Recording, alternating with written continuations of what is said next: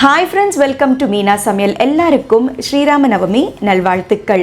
ஸ்ரீராம நவமி வந்தாலே பானக்கம், வடப்பப்பு, நீர்மோர் அப்படின்ட்டு இந்த 3 ரெசிபீஸ் ரொம்ப காமனான ரெசிபீஸ். அதுதான் ரொம்ப விசேஷமும் கூட. இந்த 3 ரெசிபீஸ் ஏற்கனவே மீனா சமையல் நம்ம சேனலில் நான் செஞ்சுருக்கேன். அதனுடைய லிங்க் கீழே டிஸ்கிரிப்ஷன் பாக்ஸில் கொடுக்குறேன், மறக்காமல் செக் பண்ணுங்கள். அண்ட் எந்த பண்டிகையுமே ஒரு பாயசம் இல்லாமல் முழுமை அடையாது அப்படின்ட்டு நம்ம எல்லாருக்குமே தெரியும். அந்த வகையில் இன்னைக்கு நம்ம பார்க்க போகிறது பாசி பருப்பு பாயசம். பாசி பருப்பு பாயசம் அப்படிங்கிறது ரொம்ப காமனான ரெசிபியாக இருந்தாலும் இந்த சீசனுக்கு ரொம்ப ரொம்ப பொருத்தமாக இருக்குங்க. ஏன்னா பாசி பருப்பில் ஏகப்பட்ட கூலண்ட் ப்ராப்பர்ட்டிஸ் இருக்குது, ஈஸிலி டைஜஸ்டிபிள், ரொம்ப லைட்டாக இருக்கும். எல்லாத்தையும் விட செய்கிறது ரொம்ப ரொம்ப சுலபம். ஸோ வாங்க இந்த சிம்பிள் அண்ட் ஈஸி பாசி பருப்பு பாயசம் ஸ்ரீராம நவமி நெய்வேத்தியம் எப்படி செய்கிறது அப்படிங்கிறத பார்ப்போம்.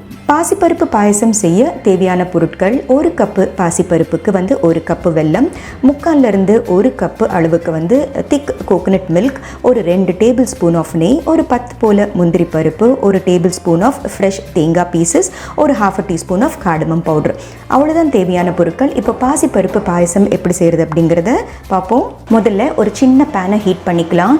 பேன் ஹீட் ஆனதுக்கு அப்புறமா இந்த பாசிப்பருப்பை சேர்த்துக்கலாம்.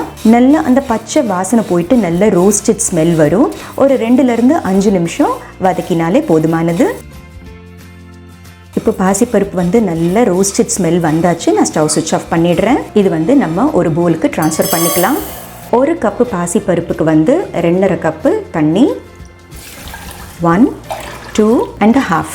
இப்போது ஒரு குக்கரில் தண்ணி ஊற்றி ரெடியாக வச்சாச்சு. இந்த பருப்பை இதுக்குள்ளே ப்ளேஸ் பண்ணிடலாம். ஒரு 3 விசில் வரட்டும்.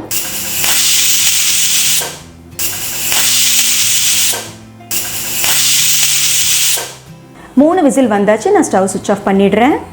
மீன்வைல் இன்னொரு பேனை ஹீட் பண்ணிக்கலாம். வெல்லத்தை சேர்த்துக்கலாம். 1 கப்பு வெல்லத்துக்கு 1 கப்பு தண்ணி. வெல்லம் நல்லா டிசால்வ் ஆகட்டும். கன்சிஸ்டன்சி எல்லாம் எதுவுமே தேவையில்லை. நல்லபடி கரைஞ்சதுக்கு அப்புறமா நம்ம வடிகட்டிக்கலாம்.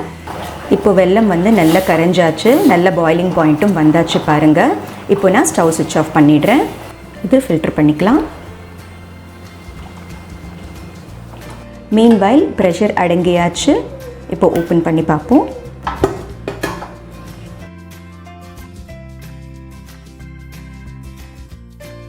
நல்ல மேஷ்டாக இருக்குது பாருங்கள். இப்போ இது ஒரு பவுலுக்கு நம்ம ட்ரான்ஸ்ஃபர் பண்ணிக்கலாம். அடுத்தது இந்த ஜாகரி சிரப்பை சேர்த்துக்கலாம். கூடவே ஏலக்காய் தூள். பருப்பு நல்ல மேஷாக இருக்கணும். கொஞ்சம் பருப்பாக இருந்ததுன்னா தனித்தனியாக நிற்கும். அதாவது பாயசம் தனியாகவும் பருப்பு தனியாகவும் இருக்கும். ஸோ அந்த அளவுக்கு டெக்ஸ்சர் நல்லா இருக்காது. நல்ல ஒரு 90% மசிச்சு கொஞ்சம் இந்த மாதிரி ஃப்ளேக்ஸ் இருந்ததுன்னா ரொம்ப ரொம்ப டேஸ்டியாக இருக்கும். இந்த பருப்பும் வெல்லமும் 2 சேர்ந்து கொதி வரட்டும். பாசிப்பருப்பு சீக்கிரமாக அடிப்பிடிச்சிரும். ஸோ ஃப்ளேம் ரொம்ப ஹை வைக்க வேண்டாம். அண்ட் கண்டினியூஸாக ஸ்டியர் பண்ணிக்கிட்டே இருக்கணும். ஸோ இப்போ பாயில் ஆக ஸ்டார்ட் ஆகியிருக்கு. அடுத்தது தேங்காய் பால்.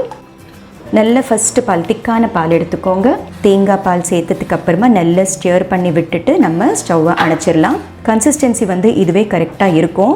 இன்னும் கொஞ்சம் வாட்டரியாக வேணும் அப்படின்னு நினைக்கிறவங்க எய்தர் கோகனட் மில்க் இன்னும் கொஞ்சம் அதிகமான ரேஷியோவில் சேர்த்துக்கலாம், இல்லைன்னா தண்ணியும் சேர்த்துக்கலாம். அடுத்து இன்னொரு சின்ன பேனை ஹீட் பண்ணிக்கலாம். நெய்யை சேர்த்துக்கலாம். நெய் உருகினதுக்கு அப்புறமா கோகனட் பீசஸ், கூடவே முந்திரி பருப்பு. நீங்கள் விருப்பப்பட்டீங்கன்னா ட்ரை கிரேப்ஸ் கூட சேர்த்துக்கலாம்.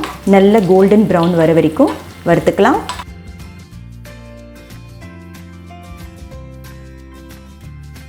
இப்போ தேங்காய் pieces and cashew nuts golden brown வந்தாச்சு. இது நம்ம பாயசத்தில் சேர்த்துக்கலாம்.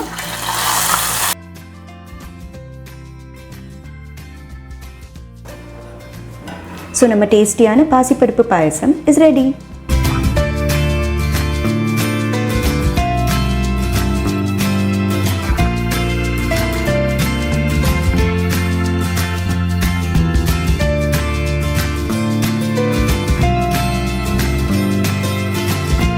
ஸோ ஸ்ரீராம நவமி நெய்வேத்தியம் பாசிப்பருப்பு பாயசம் எப்படி செய்கிறது அப்படிங்கிறத பார்த்தீங்க இல்லையா? ரொம்ப ரொம்ப ஈஸி, ரொம்ப ரொம்ப simple, yet very very tasty, very very healthy also.